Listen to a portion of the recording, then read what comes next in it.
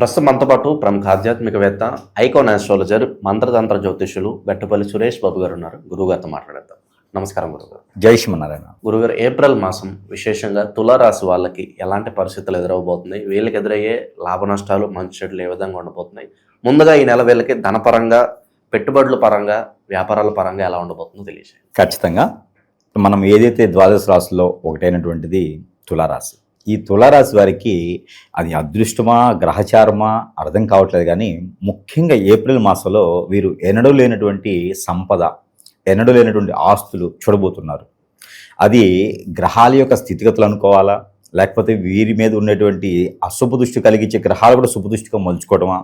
ఇప్పుడు ఈ మాసంలో అయితే మాత్రము ఒక 2 గ్రహాలు అతిపెద్దవి మారిపోతున్నాయి. ఏది తులారాశి వారికి అయితే కనుక ఏంటి అంటే శుక్రగ్రహం, అది వచ్చేసి మీనరాశి నుంచి 2వ తారీఖు ఏప్రిల్ 2వ తారీఖునే మేషరాశికి రాబోతుంది. మరొకటి బుధగ్రహం, ఈ బుధగ్రహం కూడా 15-16 తారీఖుల్లో మారుతుంది. మరొకటి రవి, ఈ రవి గ్రహం కూడా 14వ తారీఖు మారుతుంది. ఎక్కడి నుంచి? మీనరాశి నుంచి మేషరాశికి ఆరంభమవుతుంది. ఇక్కడ బుధగ్రహం వచ్చేసి మీనరాశిలోకి ఎంటర్ అవుతుంది. ఎక్కడి నుంచి? కుంభరాశి నుంచి. ఇక రాహువు, కుజుడు వీళ్ళంతా కూడా సక్రంగానే ఉంటారు. ఇక ఇలాంటి గ్రహస్థితి ఉన్నటువంటి ఏదైతే తులారాశి ఉందో, ఈ తులారాశి వారికి ఏప్రిల్ మాసంలో ఈ గ్రహాల యొక్క స్థితిగతుల ప్రకారంగా ఇక మిథున రాశిలో ఉండేటువంటి గురువు కావచ్చు, ఆ గురువు మిథున రాశిలో ఉండడం వలన ఇప్పటివరకు కూడా ఈ తులారాశి వారికి కలిసి రాల. అనుకున్నటువంటి పనులు సాధించుకోలేకపోవటం, కానీ ఏదైనా విదేశాన్ని అనుకుంటే కూడా వెళ్ళలేకపోవటం, ఏదో ఒక విఘ్నం ఏర్పడేసి, ఆటంకం ఏర్పడేసి కాళ్ళు కట్టేసినట్టుగా ఉండిపోవటం లాంటిది ఎక్కడేసి ఇంకొకటి అక్కడే ఉన్నట్టుగా కనిపిస్తుంది. అలాంటిది ఈ శుక్రుడు ఎప్పుడైతే గురువుకి దగ్గరలో వస్తున్నాడో ఆటోమేటిక్ వీళ్ళకి కలిసి రావడం మొదలవుతుంది. ఏప్రిల్ 2వ తారీఖు వీళ్ళకి మొదలైనటువంటి స్థానము వీరికి మరలా ఒక 8 మాసాల వరకు కూడా ఎవ్వరు టచ్ చేయలేరు వీళ్ళని. ఎందుకంటే మళ్ళీ శుక్రుడు వృషభ రాశి, మళ్ళీ శుక్రుడు వృశ్చిక రాశి వచ్చేంతవరకు కూడా ఎవ్వరు వీళ్ళని టచ్ చేయలేరు. ఆలోపు బుధగ్రహం, ఆలోపు గురుగ్రహం కూడా కర్కాటక రాశిలోకి వస్తుంది. ఇంక వీరికి పట్టిందల్లా బంగారమే ఉంటుంది. కాబట్టి శని భగవాని అశుభ దృష్టి ఉంది అనుకుని ఎవరైనా బాధపడేవారు, కేతు యొక్క అశుభ దృష్టిని బాధపడే వారికి ఈ గ్రహాల యొక్క శుభ దృష్టి అనేది వారి మీద ఉంటుంది. కాబట్టి విపరీతమైనటువంటి సంపద, వనరులు అనుకోకుండా ఎవరో వస్తారు, పోతున్న మాట్లాడుతూ, ఏంటి మీ పేరు మీద కొంత ఆస్తి రాద్దాం అనుకుంటున్నానండి, మీ పేరు మీద ఎన్నో రకాలు చేద్దాం అనుకుంటున్నానండి, ఇక మీ మీద చాలా నమ్మకం ఉందండి, ఇలాంటివన్నీ కూడా వీరు వింటూ ఉంటే చాలా ఆహ్లాదకరంగా ఉంటుంది. ఈ తులారాశి వారి సొంతం అని చెప్పొచ్చు ఈ యొక్క ఏప్రిల్ మాసం నుంచి కూడా. కాకపోతే ఒకటి, గ్రహాల స్థితిగతులు బాగున్నాయి. ఇక దీన్ని తగ్గట్టుగా పెళ్లి కూడా చేసుకుంటే, అంటే పెళ్లి ఆల్రెడీ చేసుకుని పిల్లలు ఉన్నవాడు పెళ్లి చేసుకుని కాదు, పెళ్లి కాని వారికి ఎవరైనా ఉంటే పెళ్లి చేసుకుంటే వీరికి అద్భుతం కలిసి వస్తుంది. జాతకం లేదన్న లోపాలు ఉంటే పెళ్లి అయిన తర్వాత వారి యొక్క జాతకాన్ని కూడా మనం పరిశీలన చేసుకొని కంఫర్టబిలిటీ కనుక సెట్ అయితే కనుక ఏప్రిల్ 14వ తారీఖు 15వ తారీఖు తర్వాత నుంచి కూడా వీరు పెళ్లి చేసుకోవడానికి అర్హతగా ఉన్నారు. కాబట్టి ఆగస్టు సెప్టెంబర్ లోపు వీరికి ఏదైనా ఒక్కసారి కూడా పెళ్లి కాని వారు ఎవరైనా ఉంటే పెళ్లి చేసుకోవచ్చు. ఈ సంవత్సరం తులారాశి వారికి మరొక అదృష్టం ఉంది. ఇది ఎప్పుడు కూడా వెరగనటువంటి అదృష్టం వీరికి. కాకపోతే ఎంత చేసినా ఏముండదండి, గురువు గారికి ఏమైంది కూర్చొని చెప్తూ ఉంటారు, మాకు తెలుస్తుంది అనుభవించే వారికి, ఏ పని చేసినా ముందుకెళ్ళట్లేదు, ఇక్కడే ఉండిపోతున్నాము, అసలు మాకు విరక్తి వచ్చేసిందండి పనుల మీద, అందరికీ దానాలు ధర్మాలు చేసుకుంటే ఇక్కడికి వెళ్ళి వస్తుంది, కూర్చొని తింటే కొండలేం కలుగుతూ ఉంటాయి, కష్టపడితే కదా తెలుస్తుంది. అలానే వీరికి అదృష్టం ఏంటంటే వ్యాపారం చేసేవారికి ట్రావెల్స్ రంగం. అసలు తులారాశులకి ట్రావెల్స్కి సంబంధం ఉండదు. కానీ ఈ సంవత్సరం ఏంటంటే రాహు వీరికి ఉచ్ఛలో ఉన్నారు. అలానే ఈ యొక్క రవి భగవానుడు కూడా వీరికి ఉచ్ఛలో ఉండటం వల్ల దానికి శుక్రుడు అటాచ్ అయి ఉన్నారు. ఇంకా వీరికి ట్రావెల్స్ రంగం మొదలు పెట్టి ఉంటుందండి, ఇంకెక్కడ ఆగలేరు వీళ్ళు. ఆ బ్రేకులు పడినటువంటి వెహికల్ లా ఉంటుంది అన్నమాట వీళ్ళ పరిస్థితి కూడా. కొండలు శిఖరానికి కూడా చేరుకునేలా ఉంటుంది. దాంతోపాటు మరొకటి ఉంది, రైతులు, పంటలు పండించే రైతులకు మాత్రము అద్భుతంగా ఉందండి తులారాశి వారికి. ఈ యొక్క మాసంలో మొదలు పెట్టుకుంటే కనుక ఏప్రిల్ మాసంలో కానీ మే మాసం 15 లోపు కనుక ఏదైనా పంట భూములు పండించేదానికి కానీ, పంట భూములు కొనుక్కునేదానికి కానీ, పండిన పంటలు కొనుక్కునేదానికి కానీ ఇలా ఉంటే కనుక ఖచ్చితంగా వీరికి అద్భుతంగా ఉంటుంది. అలానే మాది పొలం ఉండే, అయితే మాకు చిన్న వయసులో తెలిసేది కాదనమాట. ఊర్లో డలారీస్ ఉంటారు. డలారీస్ ఏం చేస్తారంటే, అంటే వీళ్ళ స్వభావం చెబుతుంది ఎలా ఉంటుంది అనేది. పంట భూములు పండించినా కూడా వీరి స్వభావం ఉంటుంది. అయితే పంట భూమి కొనేదానికి మేము వేరే పంటలను కూడా కొనేస్తాం అనమాట. కొనేటప్పుడు రైతులు ఎలాంటి మేధావులు ఉంటారు, మోసపోయేది ఎలా ఉంటుంది అనే దాని గురించి చెప్తాం. ఇక శనగ పంట ఉంటుంది. శనగ పంటకి ఒప్పందం ఏంటంటే కౌలుదారి అని ఉంటుంది అనమాట. ఈ కౌలుదారి అన్నప్పుడు ఈ యొక్క శనగ పంటకి మనం ఒప్పందం ఏంటంటే పై పంట ఏమో పొలం అతనికి, కింద పంట ఏమో రైతు పండించే అతనికి. అంటే పై పంటలో గడ్డి తప్పితే ఏం రాదు. అలానే సపోటా పంట ఉంటుంది. సపోటా కానివ్వండి, దొండ కానీ పంట ఉంటుంది అనుకోండి, అవి ఏం చేయాలంటే కింద పంట ఏమో రైతుకి ఇచ్చేయాలి, అంటే యజమానికి ఇవ్వాలి. రైతుకు వచ్చేసేమో ఈ పై పంట ఇచ్చేయాలన్నమాట. అప్పుడు ఏమవుతుందంటే ఇది పంట ఏది అమ్ముకునేది ఉంటుందో అది వారు ఎవరు తీసుకుంటారంటే యజమాని తీసుకుంటారు. అటుగడ్డి ఇటుగడ్డి ఏమో రైతుకు వస్తూ ఉంటుంది. ఈ తులారాశి వాళ్ళ పరిస్థితి ఏమవుతుందంటే పంట పండిస్తారు, కష్టపడతారు, దుక్కి దున్నుతారు, నీరు పోస్తారు, నారు పోస్తారు, అన్నీ అయిపోతుంది. ఒకడు వస్తాడనమాట, ఒకడు వచ్చేసి ఇదంతా దొబ్బుకుపోతూ ఉంటాడు పంట అంతా కూడా. కాబట్టి అలాంటి ఇంకా కూడా మనము అదే చైతన్యంతోనూ అదే జాలిగుణంతోనూ ఉంటే పంట పండించినా రేపటి రోజున ఇంకేదైనా చేసినా కూడా ప్రయోజనం ఉండదు. కాబట్టి గట్టిగా మారాలి. ఎదుటి వాళ్ళ దృష్టిలో మనకి మంచిగా అనిపించుకోవడానికి ఏదైనా చేయొచ్చు. దాన ధర్మాలు మానేసుకొని ముందు మనము, మన కుటుంబం, మనల్ని నమ్ముకున్న వారు వీరందరికీ సకారంగా సానుకూలంగా చేసుకునే విధంగా ఉండాలి. కాబట్టి ఆ విధంగా ముందుకెళ్తే ఈ యొక్క మాసంలో చాలా అద్భుతంగా ఉంటుందని చెప్పొచ్చు. ఇక ప్రస్తుతం భార్య భర్తల మధ్య రిలేషన్ ఎలా ఉండబోతుంది? ఓవరాల్ గా ప్రేమ అనురాగాలు ఫ్యామిలీ పరంగా ఎలా ఉంటుంది? ఒకటండి, ప్రతి ఒక్కరు కూడా వీరికి ఉన్నటువంటి వనరుని, వీరికి ఉన్నటువంటి ఏదైతే ఉన్నతమైన స్థానాన్ని, వీరి దగ్గర ఉన్నటువంటి ఏదైనా వజ్రవడ్డీలు కావచ్చు, ధనధాన్యాలు కావచ్చు, వీరి దగ్గర ఉన్నటువంటి వనరులు కావచ్చు, ప్రతి ఒక్కరు కూడా యూజ్ చేసుకునేంత వరకు నువ్వు మంచివారు అని చెప్తారు. అది తీసుకొని వాళ్ళ అవసరం అయిన తర్వాత వీరిని ఎగ్రి కాలుతలతో అన్నేస్తారు అనమాట. కాబట్టి అలాంటి వాళ్ళని ఎక్కువగా నమ్మితే కనుక వీరికి ప్రేమానురాగాలు వీరికి ఉంటాయి, కానీ అది తాత్కాలికం మాత్రం తప్పితే హార్ట్ఫుల్గా అయితే దొరకవు, వీరున్నంత ఇదిగా దొరకవు. కాబట్టి అది మనము వీరికి అది వారికి కొంచెం ఇబ్బంది కలిగించినా కూడా తప్పదు, వినాల్సిందే. ఇక వీరికి ప్రేమ అనురాగాలు అయితే వీరికి లవ్ మ్యారేజ్ అయితే లేవండి. స్త్రీలకైనా పురుషులకైనా సరే లవ్ మ్యారేజ్ అయితే లేదు. ఏదైనా అరేంజ్ మ్యారేజ్ అప్పటికప్పుడు అనుకుని చేసుకునేటువంటి అన్ఎక్స్పెక్టెడ్ మ్యారేజ్ అయితే ఉన్నాయి, కానీ లవ్ సక్సెస్ అవ్వదు. దాంట్లో వీళ్ళు బాధపడ్డా భంగపడ్డా లవ్ మ్యారేజ్ బలవంతంగా చేసుకున్నా కూడా తుమ్మిదేవుడు ముక్కులా ఉంటుంది తప్పితే ఉపయోగం లేదు. 3 రోజుల జీవితమే అది. కాబట్టి లవ్ మ్యారేజెస్కి నేను వ్యతిరేకం కాదు, తులారాశి వరకు అయితే వ్యతిరేకనే. ఎందుకంటే నచ్చదు, అక్కడ ఉండదు. అది వీరు చేసుకోక ఏజ్ ఎక్కువైన తర్వాత పెళ్లి చేసుకుంటారు. అది నిలబడిపోతే కష్టపడే చివరికి ఆ విరక్తి వచ్చింది జీవితం మీద. కాబట్టి ముందుగా చెప్తుందా, వీరికి లవ్ మ్యారేజ్ సెట్ అవ్వదు. ఇక పెళ్లి అయ్యి ఉండి పిల్లలు పుట్టి ఉండి సంసార జీవితం కొనసాగుతూ ఉండి ఎవరో వచ్చి పుల్లలు వేసేసి భార్యాభర్తలు ఎడబాటు ఉంటే కూడా వీరే పోయి తగ్గుతారు, వీరే పోయి మాట్లాడుకుంటారు, మళ్ళీ మాట్లాడుకొని సంసారాన్ని తెచ్చుకునేటువంటి విధంగా ఉంటుంది. కాబట్టి ఆ విధంలో కూడా వీళ్ళకి ఇబ్బంది లేదు. పెళ్లి అయి ఉంటే మాత్రం అర్థం చేసుకునే భార్య, అర్థం చేసుకునే భర్త వస్తారు, వారి జీవితం కొనసాగుతూ ఉంటుంది. వీళ్ళకి శత్రు భయం ఏదన్నా ఉందా గురుగారు? అసలు వీళ్ళు ఎవరు నమ్మాలి, ఎవరు నమ్మకూడదు, ధన నష్టం ఏదన్నా ఉంటుందా? ఎక్కడ వీళ్ళకి గట్టిగా మైనస్ అవుతుందంటారు? మైనస్ అంటే వీరి మనసు అండి.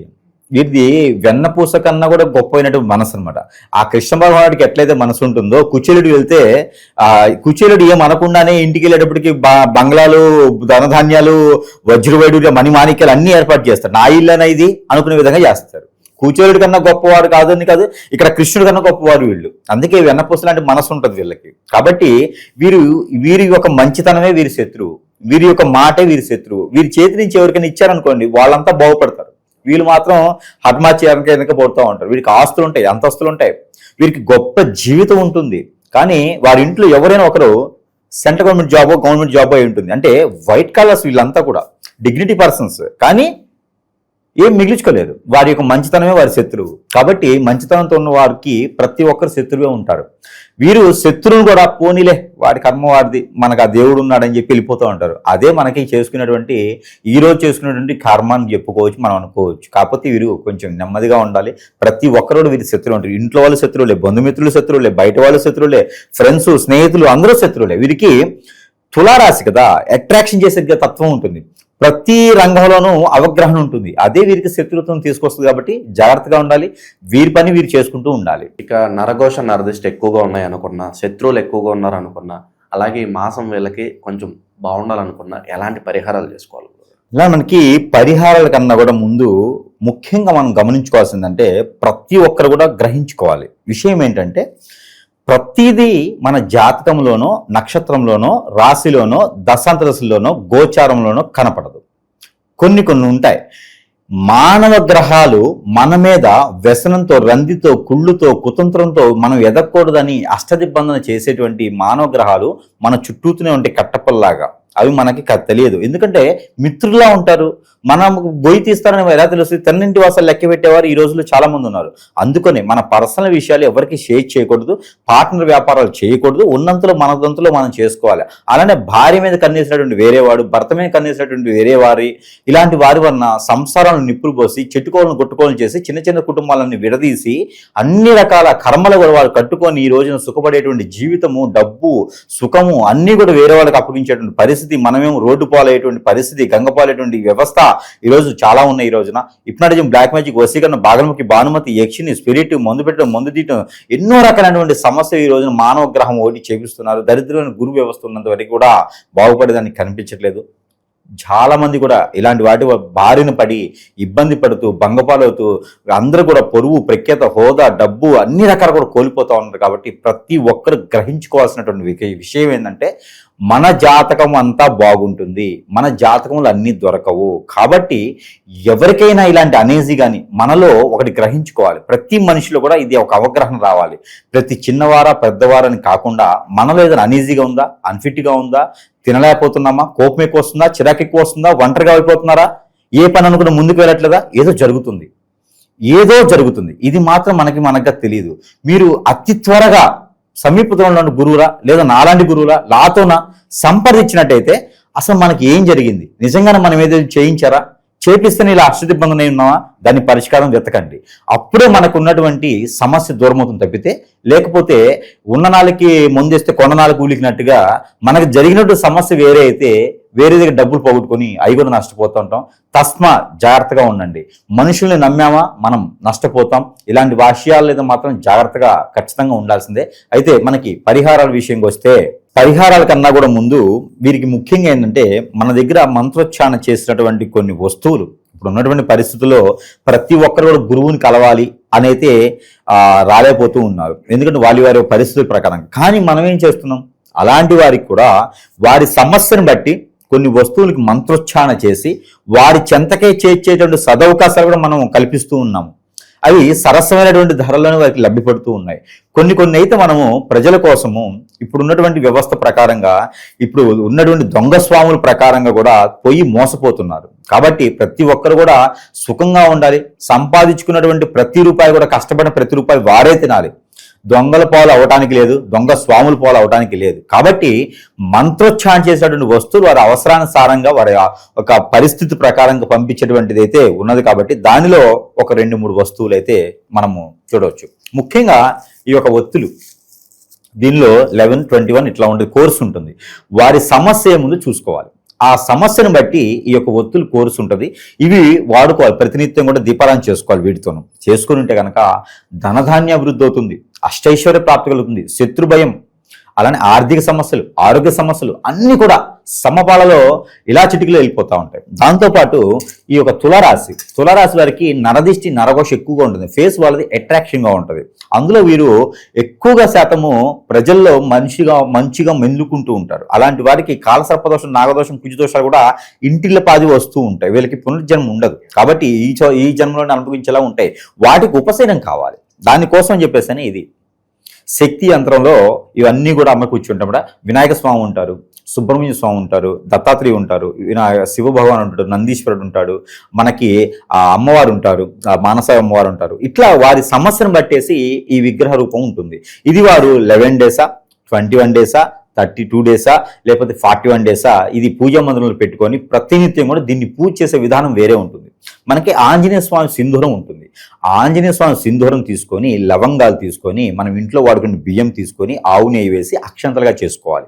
ఆ అక్షంతల్ని ప్రతినిత్యం వీటి మీద వేసుకుంటూ ఉంటే కాలసర్పదోషం, నాగదోషం, కుజదోషమే కాకుండా ఇంకా వారికి ఉండేటువంటి అనేక రకమైన దోషాలే కాకుండా, ఇంకా వారి మీద చేయించే చెడు క్రియలే కాకుండా, ఎవరికైనా సరే పెళ్లి వయసు వచ్చి పోతున్నా వీళ్ళకి పెళ్లి అవ్వకుండా ఉండే వారందరికీ కూడా ఇలాంటి అన్ని రకాల దోషాలకి కొంచెమైనా ఉపశమనం దొరికేలాగైతే ఈ యంత్రోచ్చారణ అయితే ఈ యొక్క పీఠం మన దగ్గర లభ్యపడుతుంది. ఎవరికైనా కావాలంటే కూడా సంప్రదించవచ్చు. సరసమైన ధరల్లోనే మనం వారికి చెంతకే చేరుస్తాం.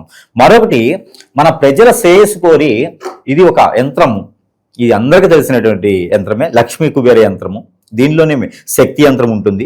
ఈ యొక్క యంత్రాన్ని నేను చాలా రకాలైనటువంటి మంత్రోచ్చారణ చేసేసి, హోమ మంత్రాలు చేసేసి ఈ యంత్రాన్ని భద్రపరిచేసి ప్రజల చెంతకే చేర్చేటటువంటి సదవకాశం నేను లభ్యపడుతున్నది, మన దగ్గర ఉన్నది. కాకపోతే ఈ యంత్రాన్ని నేను ప్రజల మీద మక్కువతో అందరూ బాగుండాలి అనే ఒక సంకల్పంతో ఇది ఫ్రీగా ఇస్తున్నాను, ఉచితంగా ఇస్తున్నాను. ఇది వారి చెంతకు చేర్చేటువంటి కేవలం మూల్యం చరించుకోవాలి తప్పితే దీనికి మాత్రం డబ్బులు అవసరం లేదు. ఇది ఫ్రీగానే ఇస్తున్నాను. ప్రతి ఇంట్లో ఉండాలి అనే ఒక శుభ సంకల్పంతో మనం ఇవ్వడం జరుగుతుంది. కాబట్టి ఎవరికైనా కావాలంటే కూడా సంప్రదిస్తే ఇది ఫ్రీగానే అందజేస్తున్నాను. ఇకపోతే వీరికి ఈ శత్రు భయం కానీ ఆర్థిక సమస్య కానీ ఉంటాయి. ఇవందరికీ కుదరొచ్చు, కుదరకపోవచ్చు. కానీ వారికి కూడా పరిహారాలు చేసుకోవాలి. అలా పరిహారాలు చేసుకోవాలంటే ఒక కొబ్బరికాయ తీసుకొని, ఒక నిమ్మకాయ తీసుకొని, ఒక గుమ్మడికాయ, మంచి గుమ్మడికాయ తీసుకోవాలి. ఏది పగల కొట్టకూడదు. అవన్నీ కూడా మనమే ఒక గురువారం లేదా శనివారం సాయంత్రం సమయంలో మనమే దిష్టి తీసుకోవాలి. మనమే దిష్టి తీసుకొని అవన్నీ కూడా ఒక మూట కట్టుకొని పారేడు నీటిలో వేయాలి. ఇది చేసుకోవాలి. దాని తర్వాత ఆవుకి గోధుమ రొట్టెలు కానివ్వండి, లేదా ఒక 11 గోధుమ పిండితో ఉండలు చేసి అవన్నీ కూడా మన కోరికలు తీరాలి, డబ్బు రావాల్సిన దగ్గర రావాలి, నేను ఒక స్థానంలో నిలబడాలి, ఒక వనరు నేను అనుకుంటున్నాను, ఒక వ్యాపారం లేకపోతే ఒక జాబ్ అనుకుంటున్నాను, ఏదైతే గోల్ ఉందో ఆ గోల్కి నేను రీచ్ అవ్వాలనుకొని ఆ 11 ఉండలు చేసేపు తలుచుకొని ఉప్పు వేయకుండా బెల్లం వేసి కలిపి చేసుకొని అవన్నీ కూడా తీసుకొని వెళ్ళేసి నీటిలో పడివేయాలి. వారి కులదైవానికి ఇష్టదైవానికి దండం పెట్టుకొని పాడేడు నీటిలో కానీ, కుంటల్లో కానీ, చెరువుల్లో కానీ పడివేయాలి. అలానే ఏప్రిల్ మాసంలో వారికి ఏదైనా అవకాశం ఉండి కుదిరితే ఏదైనా నదీ సముద్ర స్నానం చేస్తే చాలా అదృష్టం ఉంటుంది. ఈ ప్రయత్నాలు చేసుకుంటే ఖచ్చితంగా అదృష్టవంతులు అవుతారు. ఇక ఏప్రిల్ మాసంలో ఈ యొక్క తులారాశి వారికి అయితే కనుక గోల్డ్, సిల్వర్ కలర్స్ వీరికి అద్భుతంగా ఉంటాయి. లక్కీ నెంబర్ 9 and 4 లక్కీ నెంబర్గా ఉంటుంది. అలానే విద్యార్థులకైతే కూడా పోటీ పరీక్షలు పాస్ అయ్యేలా ఉంది కాబట్టి ప్రయత్నం చేయొచ్చు. అలాంటి విద్యార్థులు ఎవరైనా ఉంటే కనుక ప్రతినిత్యం కూడా ఇంట్లో ధూపం వేసుకుంటే చాలా బాగుంటుంది. ఆ ధూపంలో గనక లవంగాల చూర్ణం వేసుకుని ధూపం వేసుకుంటే అద్భుతంగా వారికి ఉంటుంది. ఇకపోతే వారికి గురువారం, శుక్రవారం అద్భుతమైనటువంటి దినాలవి. అన్ని రకాల పరిహారాలు చేసుకొని అదృష్టవంతులు అవ్వచ్చు. ఇంకా జరగట్లేదు, ఏదో అయిపోతుందంటే మాత్రం ఖచ్చితంగా సంప్రదిస్తేనే వారి యొక్క సమస్యకి పరిష్కారం అయితే మాత్రం దొరుకుతుంది. ఓవరాల్గా ఈ మాసం వీళ్ళకి ఎలా ఉంటుందో మంచి విశ్లేషణ అందించారు. ధన్యవాదాలు.